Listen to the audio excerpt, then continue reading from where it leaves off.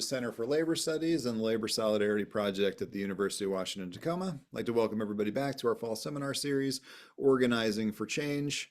My name is Alex Miller. I'm an associate teaching professor at UW-T, where I teach courses in labor studies, American studies, and literature. And we've got yet another outstanding event coming your way this evening.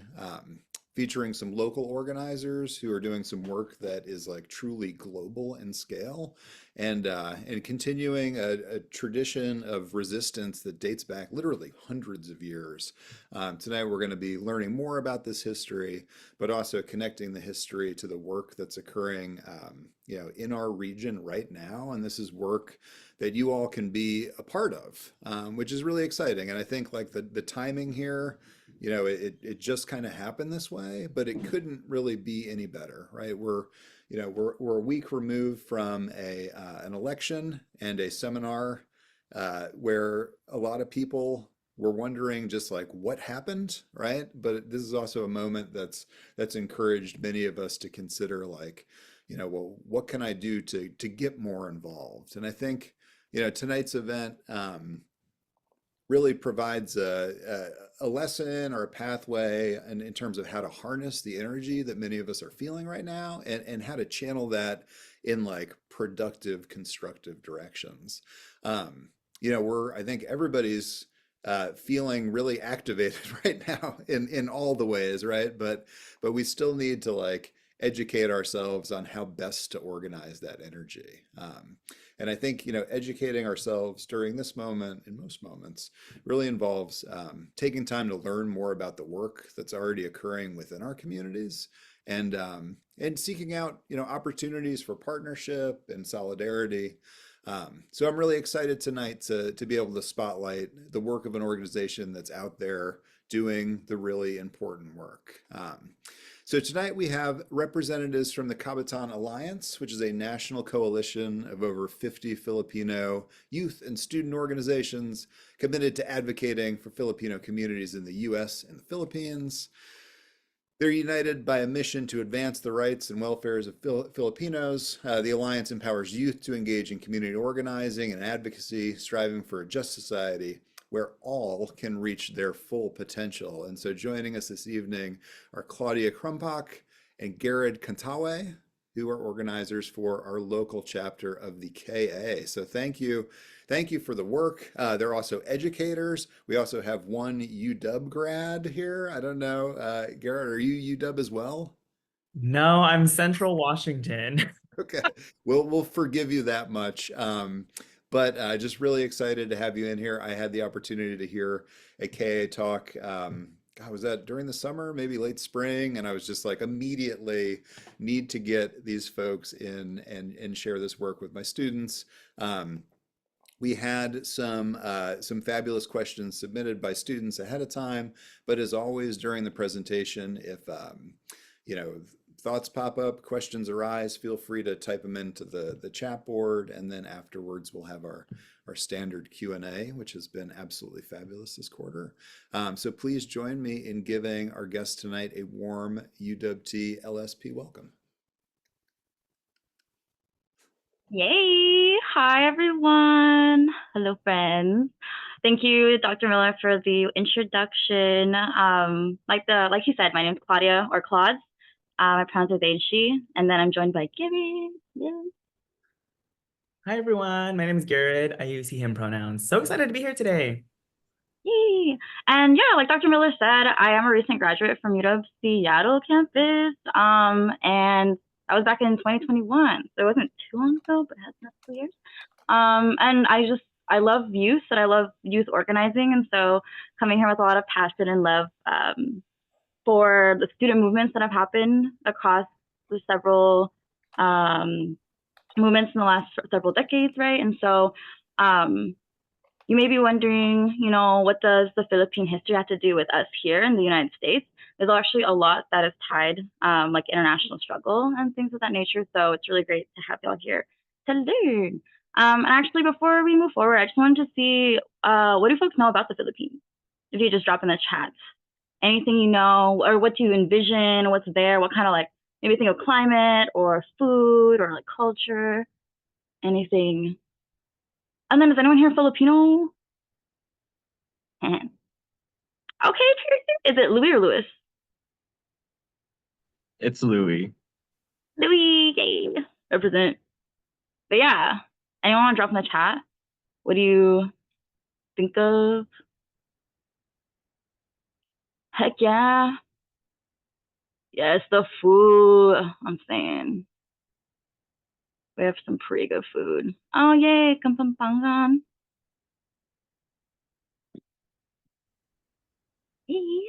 And so, some things that I know people usually think about is oh, wow, yes, Matley, you really went right into it. Colonized by other countries throughout history. Absolutely. So we'll really talk about that actually in this section. Oh, harmful stereotypes.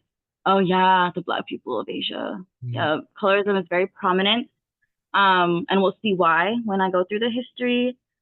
Someone mentioned Duterte. Oh, yeah. Do we like Duterte? No. Yeah. Okay, cool. So some folks. Oh. Yeah. Oh, lived with a Filipino woman, went to graduate school. Yeah, the food's really, really good. Maybe one day I make some really good beef adobo. So, well, I don't know if I'll ever see y'all ever again. Well, actually, no, connect with me. We'll talk about that later. But anyway, all right. Thanks for sharing. Yeah, it's like an island. It has a lot of yummy food, tropical, different things. There's a lot of resources there, resource rich. And it's actually because of how resource rich the land is that the Philippines is very sought after by different countries for those resources. And so we'll kind of touch base about that. But anyhow, I'll keep going. Garrett, do you want to read the objectives? Yeah. So today, the three main objectives: one, to understand the role of Kabataan Alliance and overseas Filipino youth. Two, learn the history of the Philippines, that of which gives rise to the current conditions that exist today. And three, apply knowledge into action through our campaigns. Yeah. So again, maybe folks are like, why are Filipino youth overseas, not even living in the Philippines? Why do we care about our country back home and the plight of our Filipino people? And so, LOL, the chat, there's Filipino, that's something. And so, yeah, we'll really go through that timeline. And Dr. Miller already gave a great introduction, so I won't go too much about this. But yeah, we really centralize our education curriculum and our political work through our pillars of education, uniting, and acting. And so really pushing people to mobilize into action. Oh, and then also just to give y'all a really in-depth see of what the KA Washington spans through. So yes, there's 50 plus organizations, 11 of which are located here in Washington State. And so I don't know if folks recognize any of these logos. There's different Filipino clubs that exist, like the one at UW Tacoma. FASA is a member of KA. The Sisterhood of Pinoyota is a member of KA. We have some Anak Bayan chapters. The UW Seattle chapter of FASA is also a member, WW, UW Bethel, and so on and so forth. And some high schools as well. So it's not just college level youth, but also high school youth that we organize with and support through their Filipino clubs. Okay, and so now we'll get really into it. And so the next two slides are really going to be a general overview of really what happened. So someone in the chat mentioned that the Philippines has been colonized by other countries. Do you want to name any of those countries, or does anyone know? Maybe one major one? Spain, yeah. Japan too. So yeah, Japan and Spain. Does anyone know how long Spain colonized the Philippines? Oh my God. Okay, Manuel, you got it. Yeah, over 300 years. Yes. And so 300 years, 3 centuries, that's a long time, right? And so as such, it makes sense that there's been a lot of influence on the Filipino culture as a result. And so we'll talk a little bit about pre-colonial to U.S.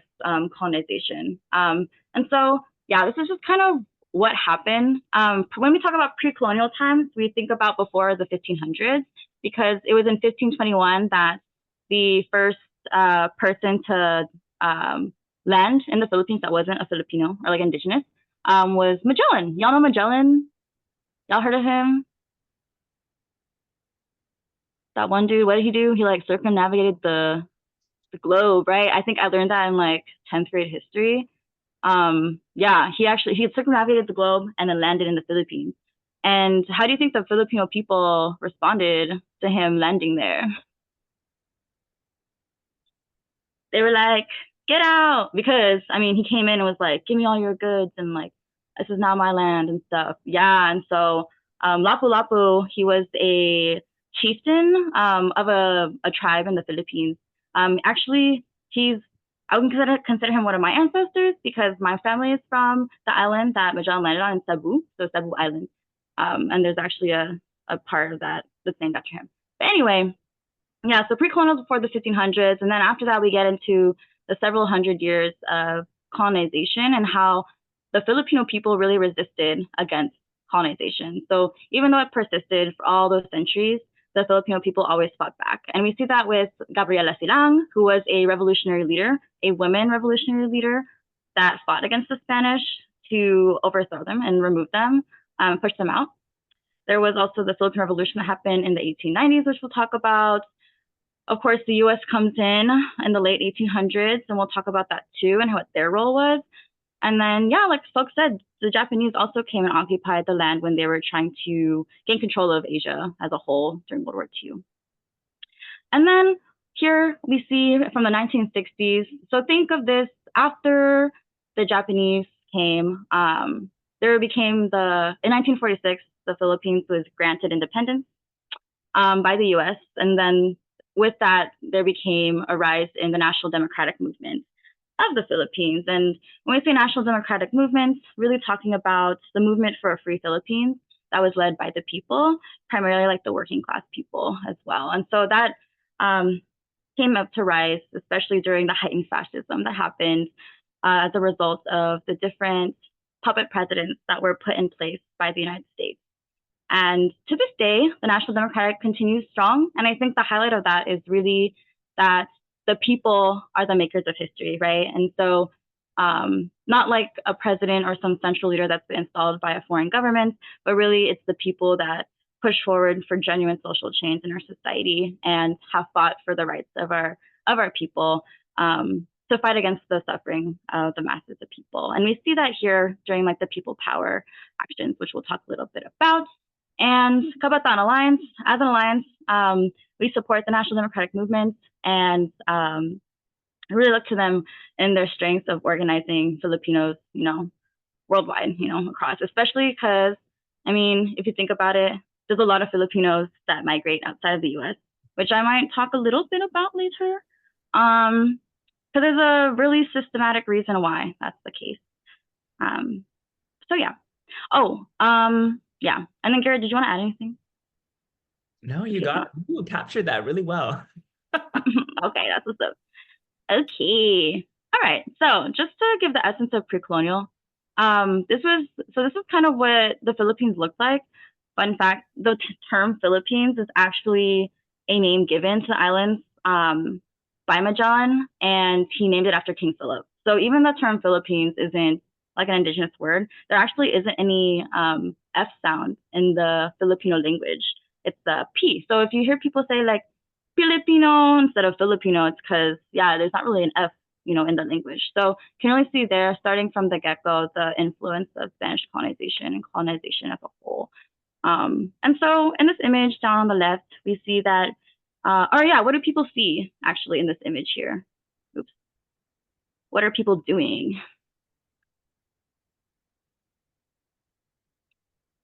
It's not a trick question. Sorry. Ships in the background. Yeah. Fishing. Yeah. So these are people from before colonization where they're like making a livelihood, for themselves and their tribes, right? So they had systems, they had people, women were working alongside men. Women were actually revered in pre-colonial society. It was very matriarchal. And yeah, they're gathering fish.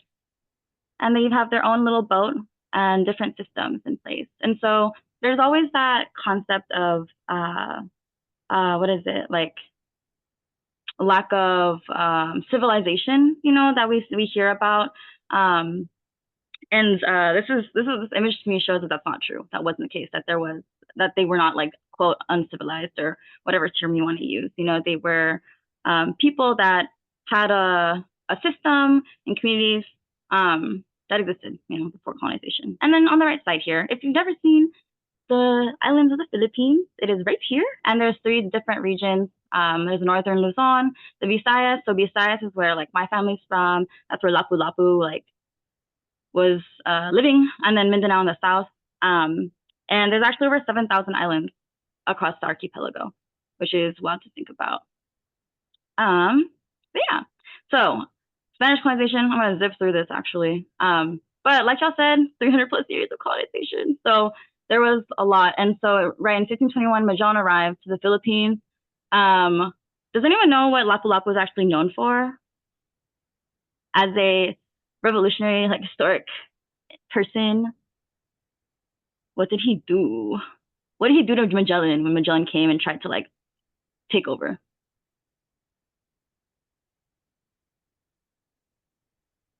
What did he do, Garrett? This friend of ours, let's call him a friend. This friend heroically murdered Magellan. Magellan, yeah. So Magellan came with his weapons and his crew and was like, we're gonna take over. And then Lapu-Lapu was like, no. And so, out came a fight, and Lapu-Lapu actually slayed Magellan. So Magellan was killed by Lapu-Lapu in the Philippines, where my family's from. So, and yeah, and so he died protecting his people, Or sorry, he killed Magellan in protecting his people. Is what I meant to say. Yeah, he was real for that. It's like if people come here and try to like threaten your home and take and subjugate you, the the only thing you can do is to defend your land, livelihood, and your people, right? Oh, how many indigenous languages? So there's over 200 languages and dialects across the Philippines. Thanks for that question. And some of them are actually dying languages. Yeah, natural consequences, like yeah, the Battle of Mactan. So Lapu-Lapu versus Magellan. Look at this majestic image. Yeah, he was like, no, you cannot take over, and really captures what happened on that day, April 27th, when he came through and tried to take over. Okay, regardless of the slaying of Magellan, the Spanish, they had a lot of resources, they had a lot of different weaponry and different like infrastructure that allowed them to really take over and colonize the Philippines for 300 years, like you said. And simultaneously, this is when revolutions and uprisings were coming, like thousands across the 300 plus years. The Filipino people did not just accept that this was their fate. There was always organizing happening, and there was always a fight to overthrow the oppressors. Again, like I mentioned before, this image is really cool. This is Gabriela Silang, and there's actually a National Democratic grassroots organization named after her, which just fights for women's issues, like Filipino women, because she was such a revolutionary that led people in uprisings against the Spanish. And I won't say much. If you have time, definitely look her up. Her story is really cool. She was mixed. She was born with her dad was Spanish, but she saw like the things that were incorrect in like society. There's also a lot of resistance in the south. So there's actually a large Muslim population in the Philippines that existed before colonization. Different revolts in Bohol, and then whilst there was the on the ground revolution, like armed revolution that was happening, we also simultaneously had the propaganda movement, which is where Filipinos who were able to get an education through the system that the Spanish had implemented, they were able to use that to create like articles and write papers and kind of advocate like for the well-being of the Filipino. Although that was within the system the Spaniards had. Oh, I see. Whoa, he was 70 years old. I didn't know that fact about oh, Magellan. I was like, Lapu Lapu. Okay, go off, 70 years old. Anyway. Okay. But yeah. And so this is kind of a little summary about the 300 years. Like I said, there were thousands of uprisings that happened across the island. And, you know, the Philippines as an island, there wasn't like a centralized nation, you know, until colonization happened. And so I think because the Spain had to go and like fight off like different groups were more successful than others across the archipelago. Oh, Lapu Lapu was 70 years old. Okay, period. Wow, he must have been really fit. To slay Magellan. Okay, cool. 1896. So this is where the Philippine Revolution takes place.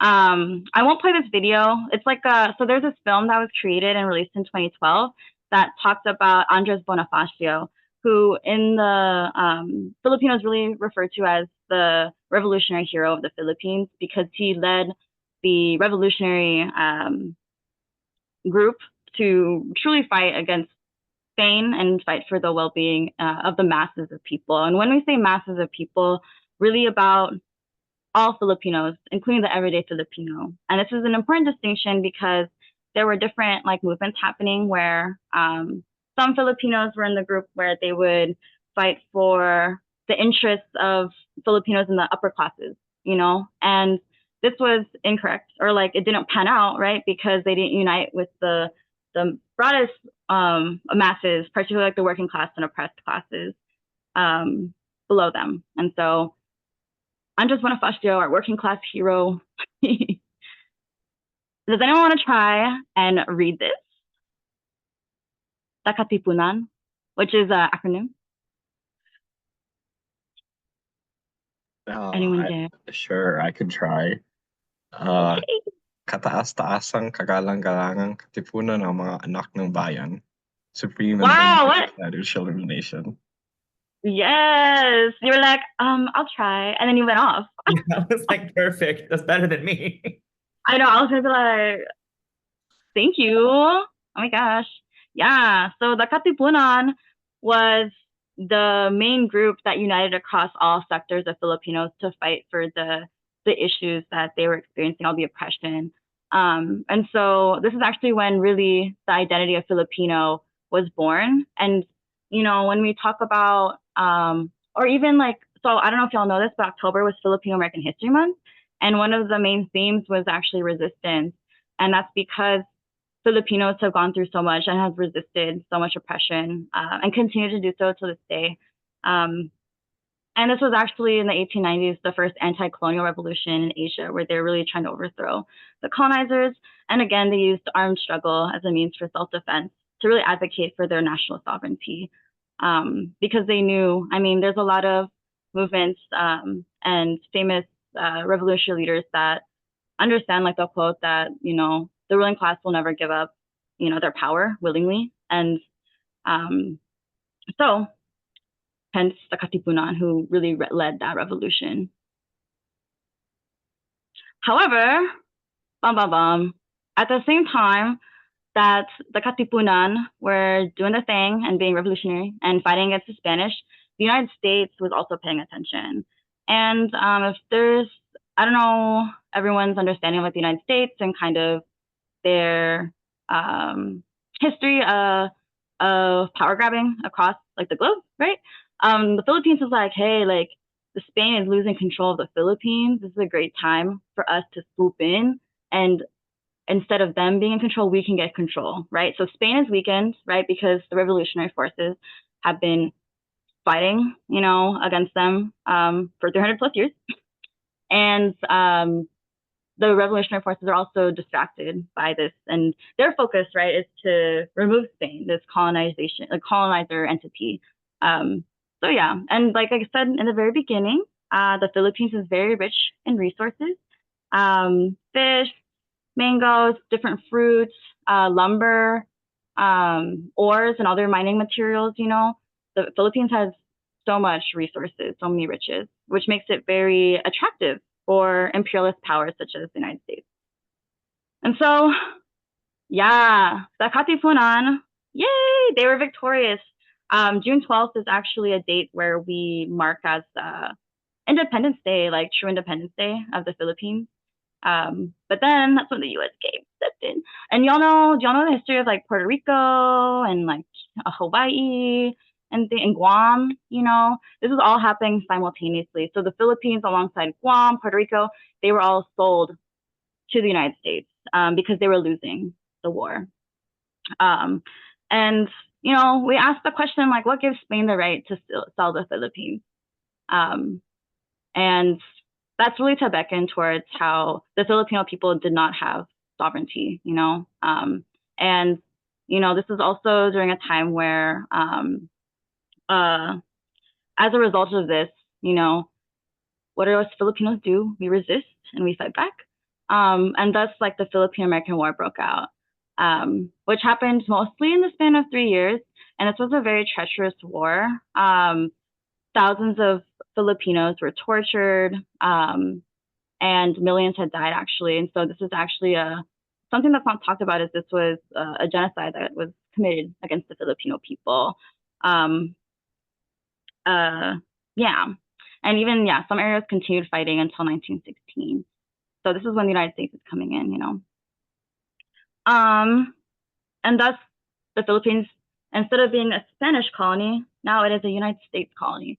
So, and there's like other complications that happened amidst all that, like differing opinions amongst like different like leaders. And I think something that really influenced the trajectory of that is like the class background of those leaders. So some were of the like ilustrados, which were the more educated upper class like Filipinos who, although they didn't have like power under the Spanish colonization, they did, you know, they acquiesced to it and like to survive and things like that, you know, and they had a different idea of working alongside the U.S.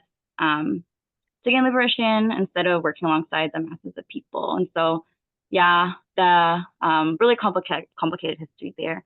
But anyhow, nonetheless, the Philippines is now being colonized by the U.S. 1940s happen, right? That's World War II. Can anyone pronounce this word? Anyone want to say this one?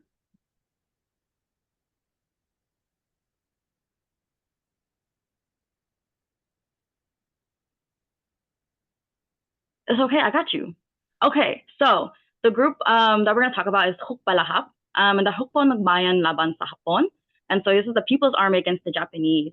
And so this is like Hukbalahap, they're like a really important group to name and acknowledge, because one thing that a lot of Filipinos to this day, they feel a lot of loyalty to the United States because they feel that the U.S. came in and saved them from Japanese occupation and colonization in the 1940s when World War II happened, when really it was the work of the masses of Filipinos that came together to create Hukbalahap, who were the ones that defeated the Japanese and drove them out. However, because their history is watered down and not really acknowledged, the United States is really able to optimize on their presence be in the Philippines at this time to take credit, you know, for the resistance or like for, you know, getting rid of that, the Japanese occupation. Yeah, the Japanese occupation was horrible. Yeah, I won't go much into that. Okay. And so one thing about the Hukbalahap is that they were actually led by like the Communist Party, that iteration at the time of the Philippines. And this is also when the U.S. did come, and there was different things that had happened that led to like different political like happenings. Like the United States came in and like the party had welcomed them, and then the Hukbalahap, they were told to lay down their arms. And at that time, when they laid their arms, that's when the United States had massacred them. And then, yeah, there was just all these different things happening simultaneously. Like I said, in 1946, the Philippines was given independence, so on July 4th. And one question I want to ask y'all is, can a country or a people be granted independence? is it truly independence if it was granted to them? You know, and I mention that because, the answer is no. The people will take their independence and it cannot be granted. And so this was, the independence, the sham independence that was given to the Philippines came with a lot of strings attached. You can see that image here with the strings, very, very good image. And so there were a lot of unequal treaties and agreements that were placed between the United States and the Republic of the Philippines, a lot of military agreements, the Bell Trade Act and things, which created or gave rise for what would be one of the biggest root problems of Philippine society to this day, which is United States imperialism. And so the United States stronghold that it has on Philippine society through their military, through culture and different influences. And so that's why, like in our analysis, we don't see the Philippines as truly independent to this day, because the United States is able to really influence and steer the direction of the Philippine government, and thus it's the country, the economy, and their people. And so there were like tens of military bases that opened in the Philippines. Does anyone know why the Philippines would be a good spot for military bases or why they would want that?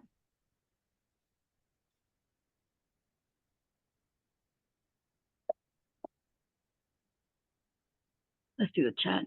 Yeah, location, China, yes. So the U.S. Saw that geographically, the Philippines is in a very advantageous part of the Asia Pacific, where they can put their guards up and ramp up for whatever against China, and also have access to like the trades that were happening there and access to other different things, like the resources, So yeah, it was like the geopolitical aspect of it as well. And so the U.S. saw that it was very advantageous. I mean, it's similar to how they like took over Hawaii too, kind of getting that power, that global power, aspect and imperialism. Okay, so if you did the reading, miseducation of the Filipino, the Philippines is very Americanized. I mean, if I asked any of like my ates, which ate means like older sister, like, my cousins, in the Philippines, like, how they feel about the U.S., even like my mom coming here, the so-called like American dream, the United States is really galvanized and propagated as this what is it? Something to strive for, this kind of like supreme or like this what is it? This dominant culture that they aspired to, and to leave the Philippines and go to the U.S. would mean you like made it in life. And that's what my mom's thoughts were too, when she came here to the U.S. Unfortunately, that wasn't the case. And, for me, I grew up in a low income family, my mom a migrant worker, working low wages, and healthcare, so there's just a lot of different issues that come in this phenomenon or process of the miseducation of the Filipino, where, knowledge is power, right? And so the people who hold influence over what knowledge is given and shared, which during the time of like colonization, like with Spain and then the United States, right, caused the rise of the miseducation of the Filipino, thinking that the U.S. was their saviors, even what is it? When I was in high school, I remember, I think it was like 8th grade or 7th grade, I saw this section in the U.S. history textbook or world history, I don't know. And then it was called Little Brown Brothers. And it was this little section about the Philippines. And I was like, oh my God, I'm Filipino. Oh, but then I look back at that and I'm just like, oh my God, they were like little brown brother. Like, you know what I mean? Like kind of like the hierarchy there, and the subjugation that happened of Filipinos.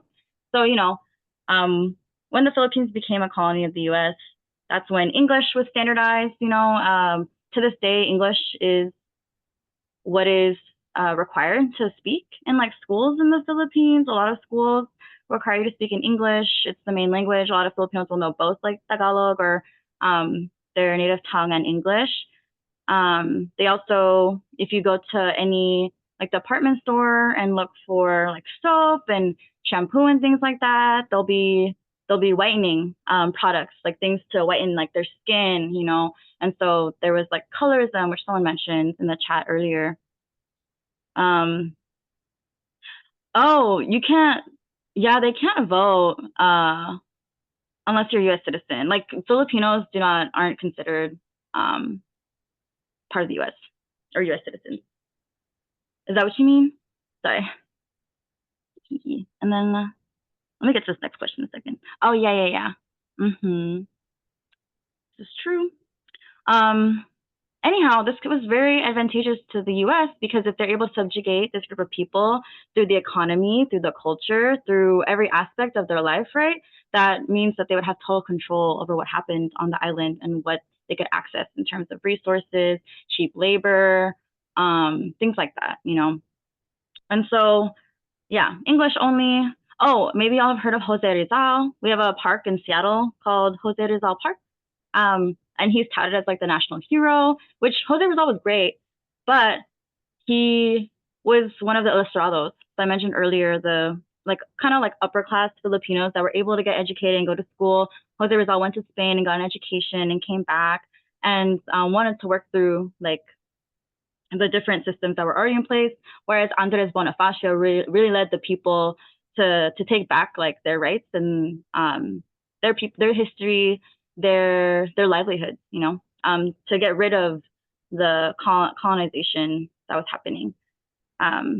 Yeah, so, and like I said, you know, there was a literal genocide where over a million Filipinos were killed, and that's something that isn't taught and people don't know about.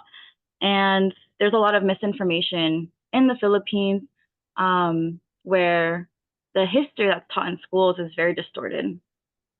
And yeah, thousands of Filipinos every day leave the Philippines to migrate, many of which come here to the United States.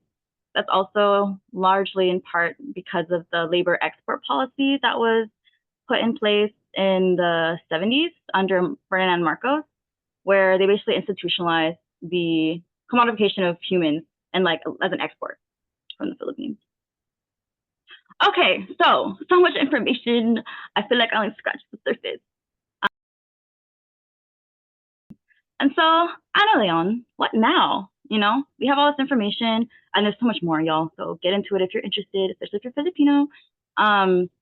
There's a lot of different things that are happening in the present as a result of the history. You know, we really have to look to history to understand the current conditions.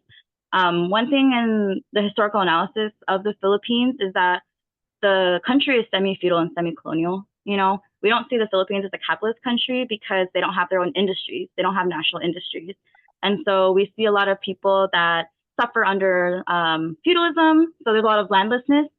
So over 75% of the Philippine population are actually peasants and farm workers. And so one of the biggest issues in the Philippines is the land problem, because the people that till land never own the land. They're owned by the wealthy, like 1%. Poverty. So because of the underdeveloped, like in the infrastructure in the Philippines, the lack of jobs and industries, we see a worsening poverty, rising unemployment, and things where folks have to leave and go to different countries to find work. And then peasants will go to the city to find jobs because they can't afford, you know, the land where they have to pay rent to even till it and like farm and work and harvest, you know. So, and even then when they go to the cities, there's no jobs there. And so there's like the minimum wage is like $450 in 2014, but the living wage is more than double the amount. And so the Filipino people really are suffering under this poverty and landlessness. Yeah. One thing that happened recently was in the last few years, onions were so freaking expensive in the Philippines that they were actually being smuggled. And so can really see the economic crisis worsening back home in the Philippines. We also have the issues of the jeepney phase out that's happening. How many of y'all know about the jeepneys in the Philippines? The classic jeepney. Yeah, you know, very like iconic in Filipino culture and also really bad for the environment. And so the government was like, we're going to phase out the jeepneys, but then all y'all jeepney drivers, you know, there's like thousands of jeepney drivers that depend on that work to make a living wage, you know.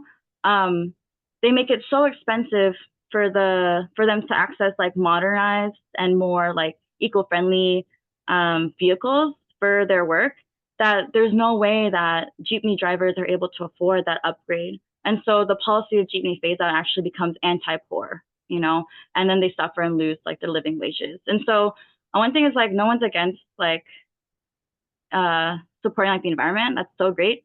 And like these people also need their jobs and livelihood. So make it accessible, you know? Yeah. Corruption. I don't know if y'all know about the corruption in the Philippines. So bad. A lot of pocketing of public funds and money. This is an image down here on the left. This is the current president, Bongbong Marcos, who's actually the son of the dictator that took control of the Philippines in the 60s for over 20 years before he was ousted by the masses of Filipino people. He actually had to be airlifted from the country in a helicopter. I want y'all to guess who airlifted him out of the country. Who was it? What country? The U.S. Yes. Yeah, they came in and swooped his ass. What? Yeah, so can really see how the U.S. kind of like ties to all of this, right?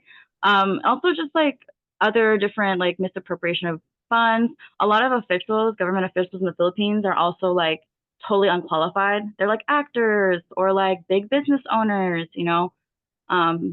Anyway, corruption. Yeah, U.S. imperialism. Just this past year, there were actually 5 new locations that were open, 5 new bases that were opened. A lot of people are against that, you know, because where the military goes, violence follows, environmental destruction follows, right? And then, what's it called? Mandatory ROTC is something that's also being pushed by the current government as well, forcing people to join the military and serve in this reactionary government, you know. This is a really good image.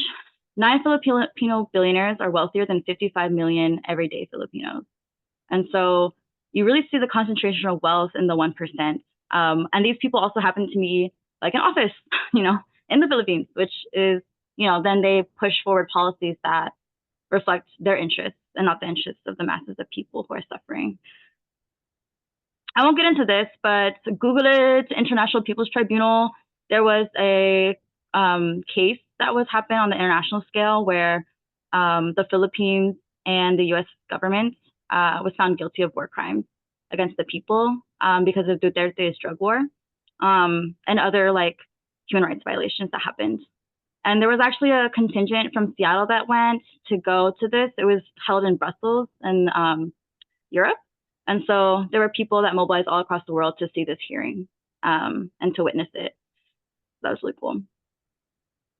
Oh yeah, the results of this, the tribunal reflect the urgent need and demand for accountability, you know.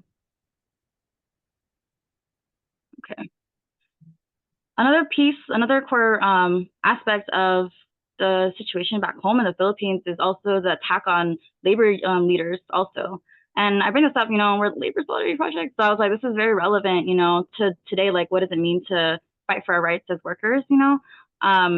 There are many people that have been targeted and red tagged for standing up for their rights, union leaders and things like that. And even this was in 2023 when one union leader was killed in his own home by the Philippine National Police.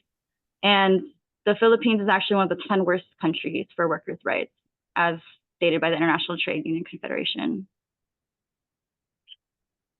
Okay. And now, sorry, I got distracted about the chat. And now I will talk about, you know, what is the role of like youth and students like us, like here overseas, and what the different local campaigns. This is an image that from a few weeks ago, there was the anniversary of the Al-Aqsa flood that happened. So on October 13th, the Filipinos came together in solidarity for Palestine. Anyway, some things that we're doing right now to really address the issues is pushing for the Philippine Human Rights Act, and or otherwise known as the PHRA. And that was a sucky whatever, it's okay, you get the point. But yeah, the PHRA essentially is calling for the suspension of U.S. military funding to the Philippines until the human rights violations are addressed. And the Philippine Enhanced Resiliency Act is something that was introduced to the floor this past spring, which is asking to give $2.5 billion more to the Philippine government in military aid. And so it's actually the opposite of the PHRA. And so this is one way to hold people here accountable, you know, because one thing, you know, the money that goes abroad to fund like war and genocide, that's our tax dollar money, right? That's like our money that we spend that's being funneled to things that we never consented for it to be sent to, right? And so the Philippine Human Rights Act is something we're really trying to push. We've been pushing it for the last few years. It was introduced on the House floor in 2020. And we have several like endorsements from Congress people across the US and other different organizations. And so, yeah, this is a really big aspect of our work. There's also the Justice for United States campaign, where just in Westport, Washington, do folks know where Westport, Washington is? It's kind of like, anyway, it's like, I think it's like a 4-hour drive up, you know? There were these Filipino fishermen, I think over 20 Filipino fishermen that were left on a boat for months, abandoned. They were never given their pay, their wages, and these are Filipino migrants. So these are Filipinos that were taken from the Philippines to work abroad on these ships, you know, because, you know, cheap labor, right? So not only were they being exploited, they were being paid $500 US a month for living on these ships and working and getting fish. So exploited that way, but also like totally unprotected by the Philippines. So they were contracted by Pescadores, which is a US company. And they were abandoned, and they were, victims of labor trafficking and also wage theft. And there are 6 really courageous fishermen that stepped off the boat against all the threats from like the corporation that they were working under. They were threatening them that they wouldn't get their money, they wouldn't if they left the boat and like spoke out. And luckily, like folks like Filipino organizers in Seattle were able to connect with them and help launch this campaign. So something in the works. Yeah, so that they get their wages. And these are like people with families back home. Like they leave the Philippines so that they can make a wage and send money so their students can go to school, you know, or like money so that they can put food on the table. And so not only are these people stranded for months, they're also like separated from their families. They're here in this foreign like country. They're essentially like undocumented right now because they don't have like their paperwork. They were just left, you know, they weren't here on like to be here like long term. These are like migrants, you know. Oh, this one is very close to home. I don't know if anyone's heard of the Food and Nutrition Servers Workers United campaign that started at UW Medical Center up north. This is a campaign where a lot of workers are, I mean, you know, they're being exploited to the nth degree, and the UW is continuously trying to propose like budget cuts, and there's people that aren't getting their breaks, a lot of harassment, intimidation, wage theft, and other things. I won't go too much into it because of time. But yeah, this is also like a way that a lot of Filipinos are helping take up this campaign. Also because a lot of the workers in the food and nutrition department are Filipino. And so just seeing the plight of the migrant Filipinos that work, you know, in these jobs that face like low wages. And also seeing like the solidarity aspect too, is like the people, the working people here in the US. More fun facts. I mean, not very fun. It's a lot of repression. So I can send this to y'all. And so, yeah, the call to action really is to help us push forward, you know, get our voices heard so that our taxpayer money doesn't go to fund violence abroad, human rights violations, like in the Philippines, and even in tandem, like at the same time, like other violence abroad, like in Palestine, you know, solidarity between the Philippines and Palestine is really strong because we recognize that we have the same enemy that's causing the suffering of our people. And so, yeah, we're asking folks if folks are interested to join our coalition to pass the Philippine Human Rights Act. We're trying to start lobby efforts. I actually was in a lobby meeting a few weeks ago with Senator Patty Murray's staff people in Seattle. So that was cool. And we're going to continue doing lobby efforts to really apply pressure and show that the people do not want our money going, like being funneled, you know. And instead, we want our money to be invested in our communities here, like social services. We see in the economic crisis here locally, across the U.S., budget cuts like in education, you know, mental health services for students and youth, things like that. And so also wanted to take it to city council. I don't know if anyone heard about the ceasefire resolution for Palestine that was passed last year. And city council, I was part of that coalition with some UWT professors, some really dope people. So just really seeing that there's so much possible that we can do. If you're Filipino, join KA or join FOSA, come through, kick it with us, learn more about what it means to really push for collective action. What people power, you know, people power is what ousted like Ferdinand Marcos, who was a dictator for 20 plus years. And so the people, the masses of people together can really push forward that social change that we want to see. And then also for non-Filipinos, we do have a local iteration of the International Coalition for Human Rights in the Philippines, which is a solidarity organization that non-Filipino individuals and organizations are also welcome to join. And they're also a convener of the Philippine Human Rights. Let me go to the next slide. Oh yeah, maraming salamat. There's an image from a few years ago when Duterte was still in office. Me and my friend, my friend on the left there, that's Mari. She was actually a student at UW Tacoma. So she graduated, I think, a year ago or 2 years ago. But yeah, thank y'all so much. Yeah.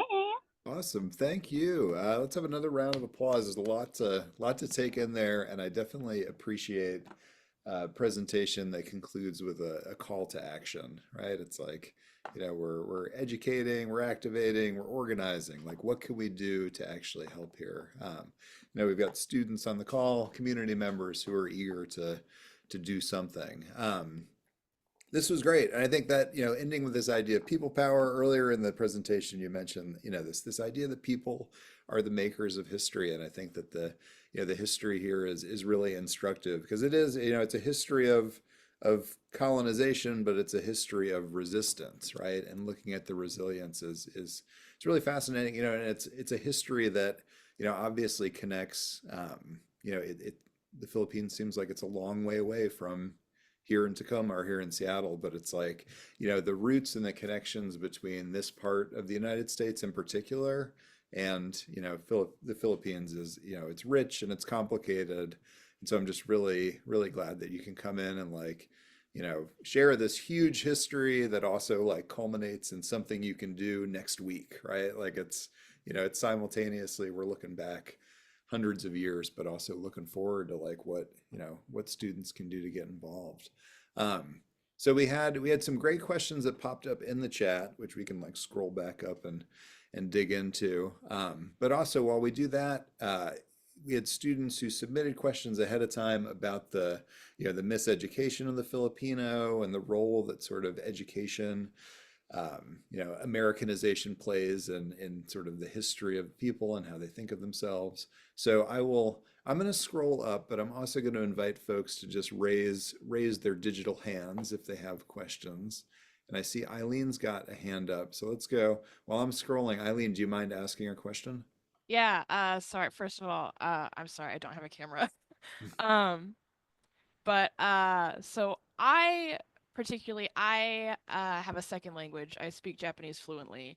And during the reading, the question that I kind of thought up with that was kind of the most interesting to me was there is a benefit to learning a second language, but as in the reading, you know, it can often be an impediment to learning when done congruently with other subjects. I saw this a lot when I lived in Japan. You know, a lot of those Japanese students that were learning English, and along with all the other things that they were trying to learn, it was a really big struggle for them. What are some ways that you personally feel like how could you strike a balance between that?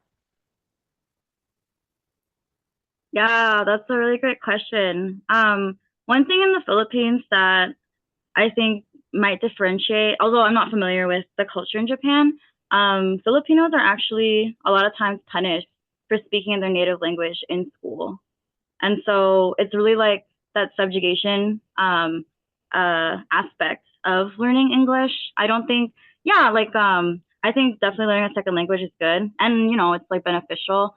And like I think it's the cultural aspect and how it maintains control and kind of this idea of the US as superior, English as superior, and the Filipino culture and language as incorrect and inferior. So that's kind of, I think it's like that aspect of understanding how it's being used as a tool, like English being taught in the schools. That was very much a tool to, subjugate the everyday Filipino and to enact its the colonization aspect. You know, yeah. Hope I answered your question. That kind of connects to, I scrolled back up and I think I found the question I was thinking of, which was how does the use of American education as a colonial tool reflect broader strategies of cultural and economic control? And then what might this indicate about the long-term goals of American colonial policies in the Philippines? Yeah. You can Yeah. something to that. Oh, Oh, go ahead, Gary. Go. so just kind of like connecting that to the other question as well. So I know we briefly talked about, but why do Filipinos tend to move to the US? And there's a lot of opportunity here. And a part of that is like work opportunity, but they know that if they are not fluent in English, that those opportunities dwindle. And so really that's also part of the colonization in really the need to know English and the need for schools to teach English, so that they, you know, they're envisioning what the potential future for young students, but also their community members could look like, and suppressing the natural languages that are appearing in the Philippine communities and really outreaching towards what they believe would be better, a better life in the US and better financial gain for the individuals as well. Yeah, and this Yeah. points to the fact that, I mean, colonization is, you know, it's about sort of spaces and places, but it's about, you know, hearts and minds and sort of shaping the way that, you know, people come to see themselves in relationship to others.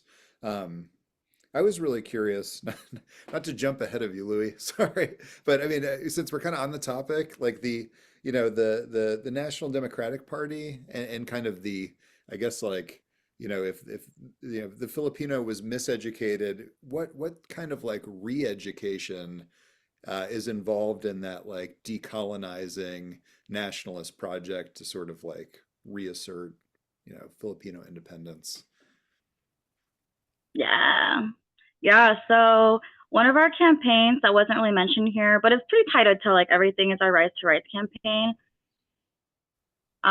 which really emphasizes the need for pro-people education that reflects the actual experiences of Filipinos and then the true history that occurred. And so when we think about even our education system here, there's you know, like the history books are written in the lens of the victors and things and what they want you to think, right? And so how do we counteract that with the actual truth of what has happened and what is happening to this day? Because some people don't even think that, like, I mean, you know, there's people argue that like Ferdinand Marcos, who was a dictator for 20 plus years, was actually good for the Philippines, and he strengthened the economy and he did this, and that was a golden era. So that's actually a huge thing. He actually, under Duterte's presidency, who was the president last term, he moved Ferdinand Marcos's remains and buried it in the Hero Cemetery in the Philippines to really showcase that, like, oh no, he was a hero, you know. And so it's very blatant in those ways. And so how do we continuously create educational material that is accessible to our youth, to our aunties, our uncles, to our family members? And also, how do we continue having those difficult conversations? Because a lot of times, you know, they've been influenced by those, like that propaganda, you know? So how do we put our own propaganda out of the truth of our people? Oh yeah. Excellent. Louis, I see you have a hand up. Yeah. First of all, thank you for the presentation. And I've lived in the Philippines, and so while reading the assigned reading, actually sort of reflected upon my experience. I was like, just I guess it's just a light bulb or just a realization of of what the influences of the U.S. As I was growing up. But my question was, I think it's already answered sort of, but how can like Filipino educators like sort of overcome the probably years of colonial education that, and also like sort of maybe give that sense of national pride back to the Filipino people? Such a good question. Thank you. Thank you for sharing. Oh, did you want to say something, Garrett, about that? I don't know. I mean, I can answer that question with the lens of a Filipino American educator who's here. And I'm not sure if that'll fully answer, but I'll try. And so something that I have been more recently a part of is the Filipino American Educators of Washington, and also one of the cohorts that is helping establish the Filipino American Ethnic Studies in Seattle Public Schools.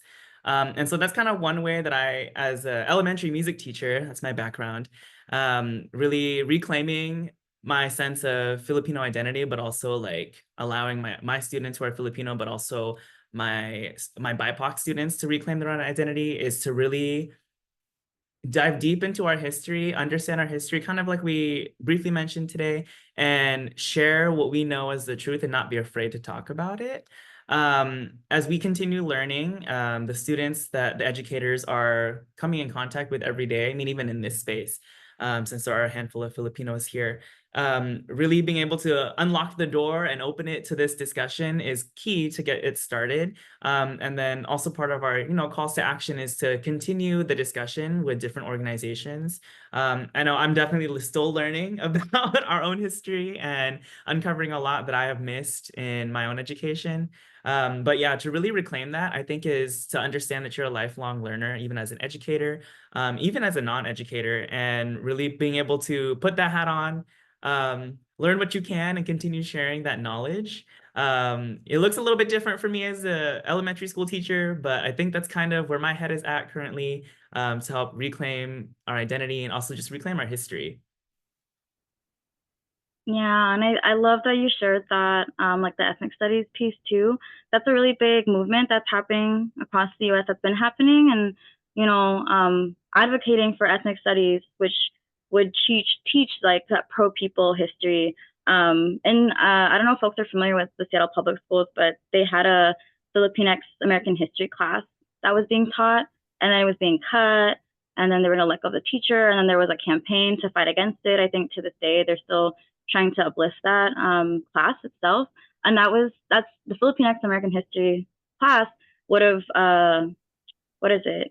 been able to meet the U.S. history requirement of their high school education. And this is one of 15 other liberatory study classes. So there was Black studies, Arab Muslim studies, and other different ethnic groups. And so these are fighting for ethnic studies since like the 60s.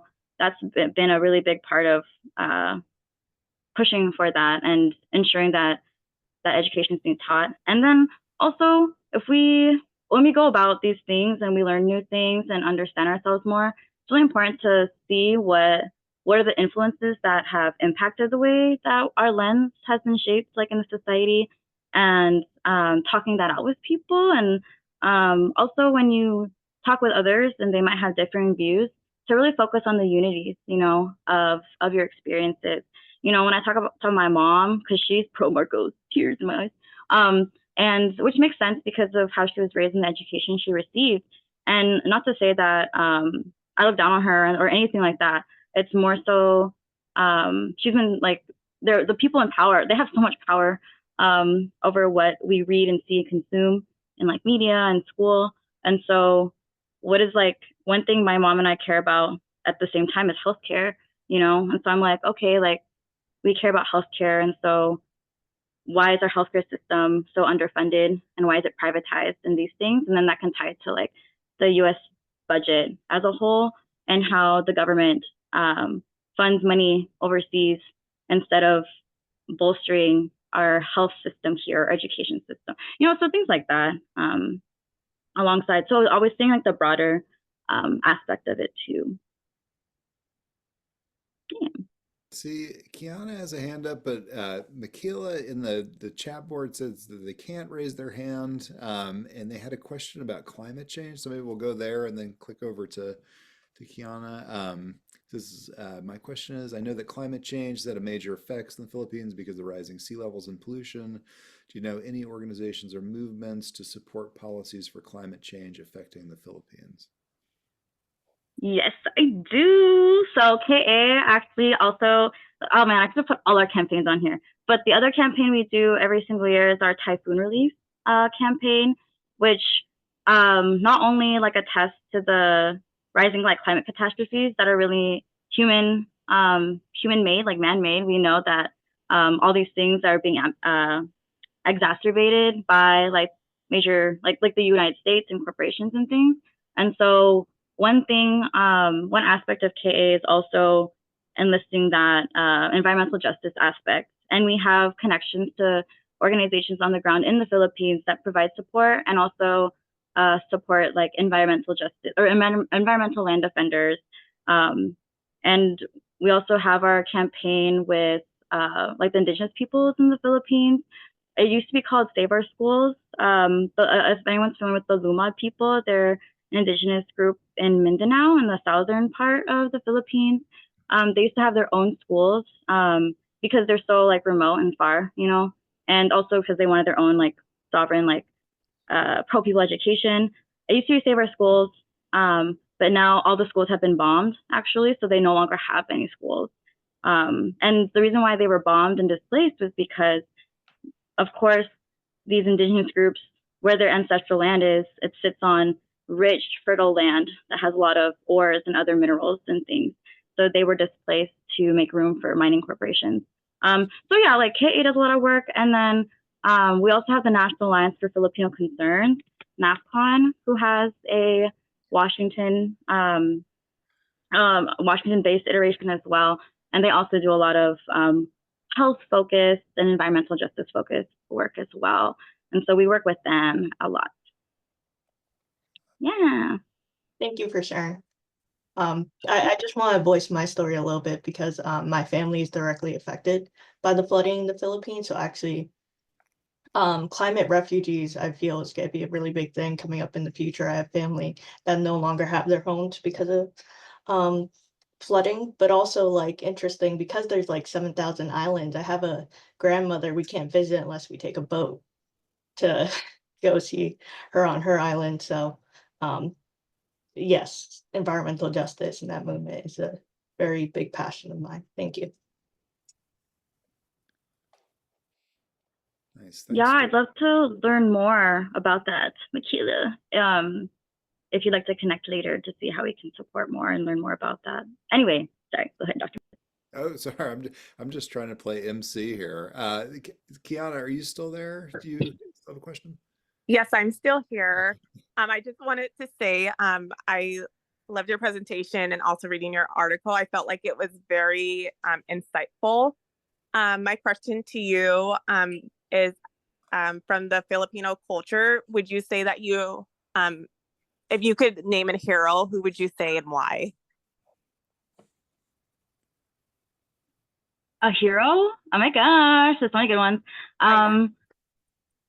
I definitely would say Gabriela Silang. I know she was mentioned already, but I think so. I'm mixed, and so my mom's like Filipino, my dad's Czech. But anyway, and so like I think about I really feel deeply about the plight of like Filipino women, especially Filipino migrant women, who not only face like discrimination based on being Filipino, but also that added layer of oppression on women. And so when I look to the history and really see like also Gabriela Silang was mixed as well. So anyway, that's also another thing.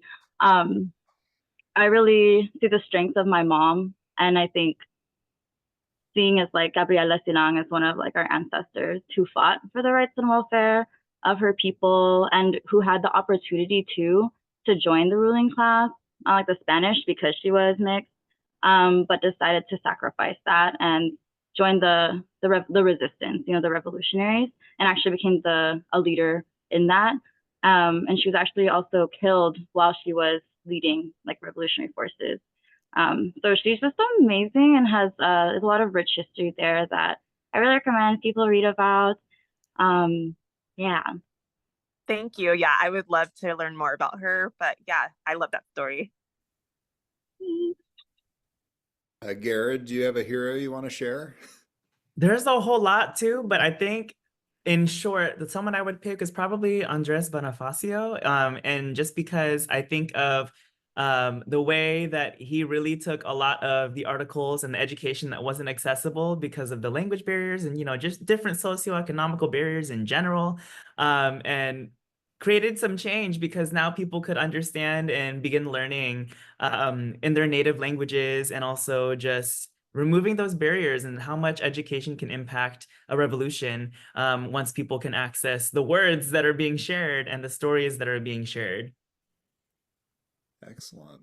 I feel like we do this every seminar session, but it's origin story time. Can you tell us a little bit about kind of how you both visibly look relatively young? I know college wasn't that long ago for both of you. Can you tell us a little bit about how you went from sort of being on Zoom calls and sort of hearing people talk to being the person on the Zoom call that's actually now kind of doing the work in the community? Yeah. Oh my goodness. So grew up here in the US. So both my parents are migrants, and I always felt being mixed, I always felt awkward. I was like, dang, am I Filipino? Am I why am I not? And so when I went to college at UW Seattle, one of my former classmates who was a year older than me was like, you should join FOSA. So like, and I was just like, FOSA? Like, am I Filipino enough? Anyway, and I guess it was really that journey of understanding my own self and identity that led me to really seeing the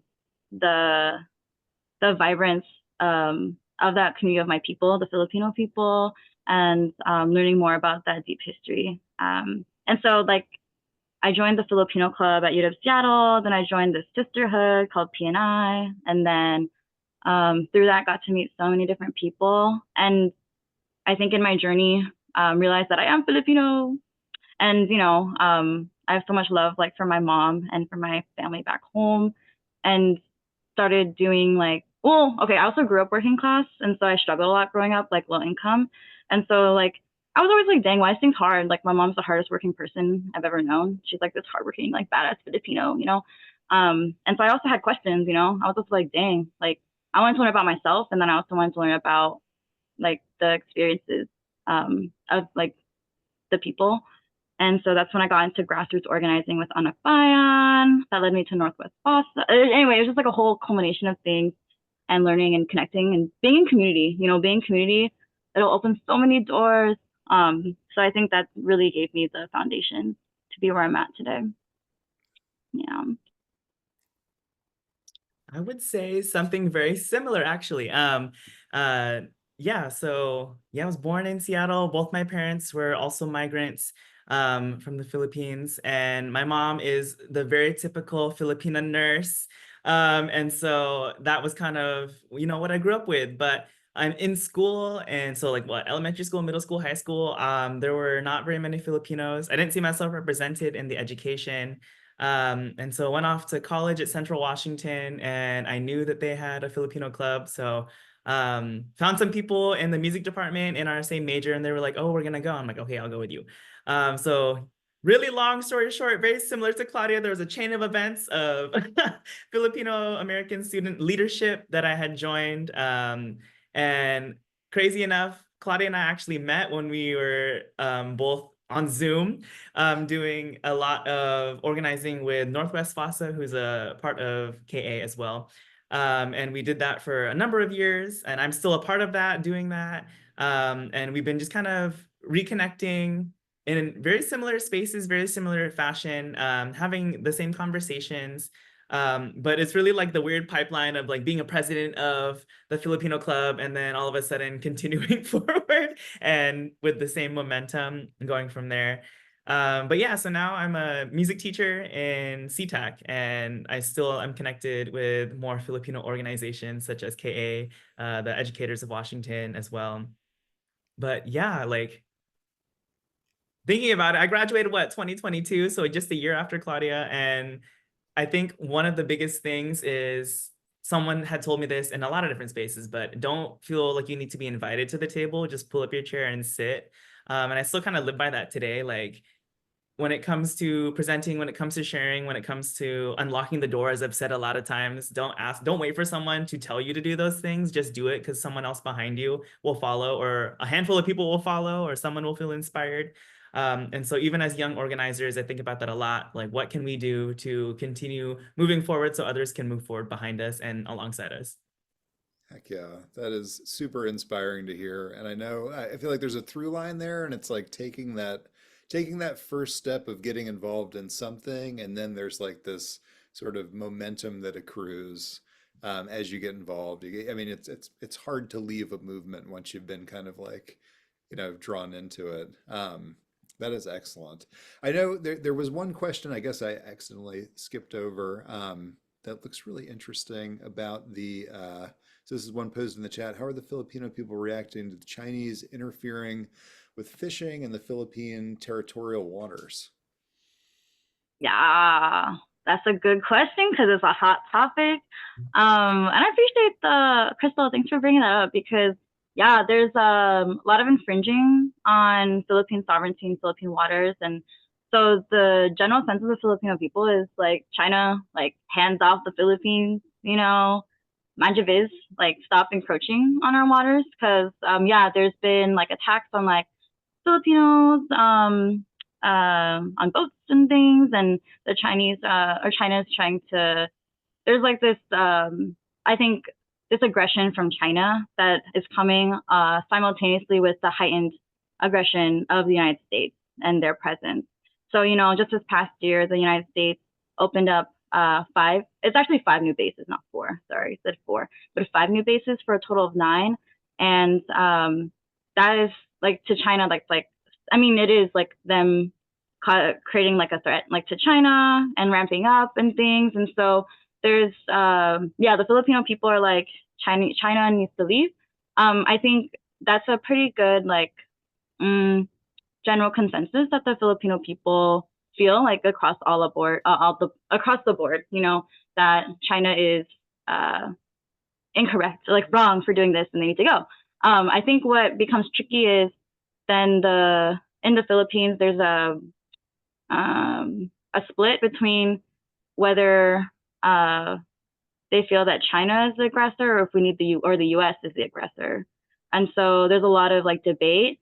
And our analysis, which is like the National Democratic Movement's analysis, is that China needs to get their hands off, and then the U.S. also needs to leave, because we know that the United States presence in the Philippines only heightens the situation, and also U.S. imperialism in and of itself prevents the development of the Philippine nation as a whole, like for them to defend themselves. And so the Filipino people and the reactionary Philippine government, there's a lot to say there.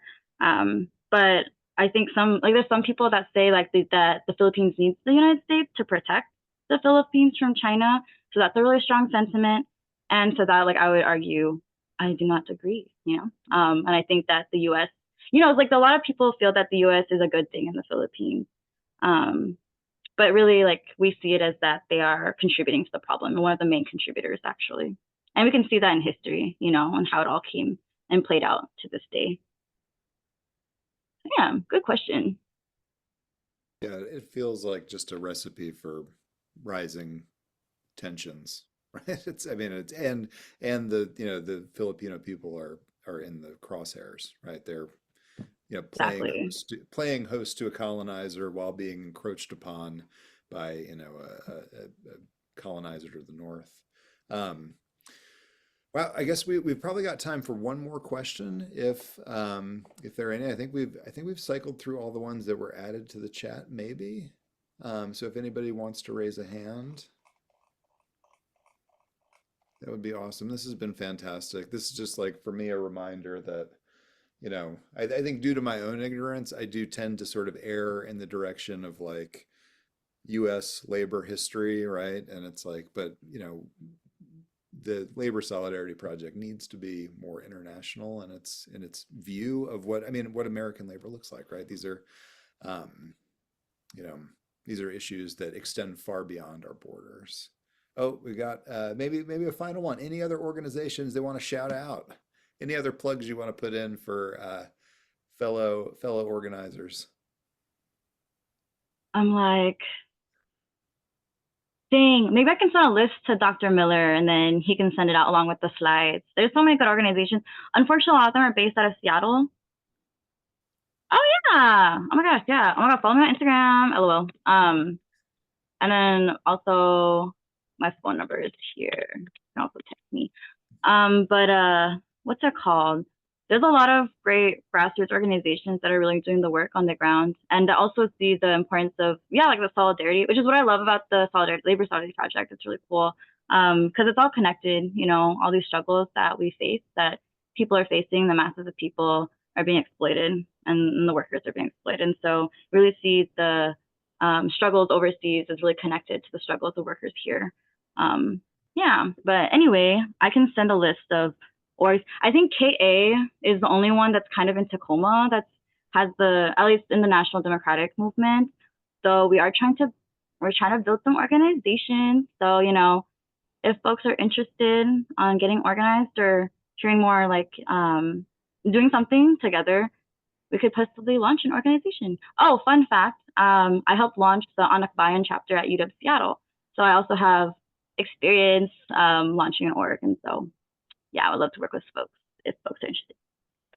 Heck yeah. I mean, that's what this is all about. I mean, we're celebrating the history, we're celebrating the work, but my goal is like to take the people who are on this call and figure out ways to get them involved. So, I mean, you know, anytime you have anything to promote, send it to me and I will blast it out. I will totally abuse my privileges as an instructor to send it out in a Canvas announcement and you know, just put it on their radars because, you know, who knows? It may be that first step that student was waiting to take that's eventually going to wind them up on an LSP presentation a couple of years down the road, right? Yeah, Well, I had no awesome. idea I'd be doing something like this years ago. So it's wild, you know. But I'm just like y'all, like all the people here in this room, all the other students, you know. We one thing like to really highlight is the role of youth and students at the forefront of every movement that we've seen across history. You know, civil rights movement, Black Lives Matter movement, youth and students have really been at the forefront fighting for change. And so that's y'all here, you know, that's us, right? And so, yeah, really wanting y'all to feel a sense of ownership in that and a sense of like you can do something, you know. Yeah. Well, this was so cool. Thank you again for you know, agreeing to come in. You know, I mean, it's been great to get to know you a little better. Garrett, it was great meeting you tonight.